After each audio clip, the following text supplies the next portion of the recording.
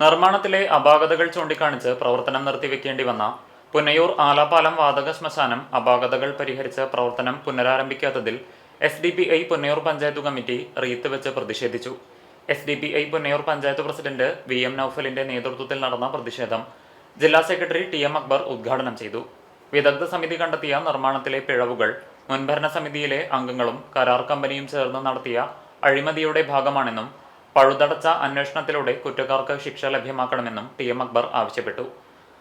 SDPI panchayat committee secretary Ashkar Qadiriya, panchayat committee അംഗങ്ങളായ RV Ashiq, Ashkar Edakkazhiyur, വിവിധ branch ഭാരവാഹികളായ ഫിറോസ് പള്ളിപ്പറമ്പിൽ, ബാദുഷ അംബാല, മുനീർ അംബാല എഞ്ചിനീയറിംഗ് കോളേജിലെ വിദഗ്ധ സമിതി കേരള മിഷൻ ആവശ്യപ്പെട്ട പ്രകാരം വിദഗ്ധ സമിതി പരിശോധന നടത്തുകയും ഒരുപാട് അപാകതകൾ ഉണ്ട് എന്ന് റിപ്പോർട്ട് നൽകുകയും ചെയ്തു.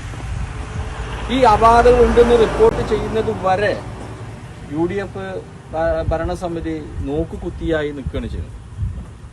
ആ ഭരണസമിതിക്ക് എന്തുകൊണ്ട് ഇതിന്റെ പ്രശ്നങ്ങൾ പരിഹരിച്ച് മുന്നോട്ട് കൊണ്ടുപോകാൻ പറ്റുന്നില്ല? അത് ഈ ഭരണസമിതിയുടെ വലിയ ഒരു പിടിപ്പുകേടാണ്. മാത്രമല്ല, നമ്മൾ ഈ സമരത്തിലൂടെ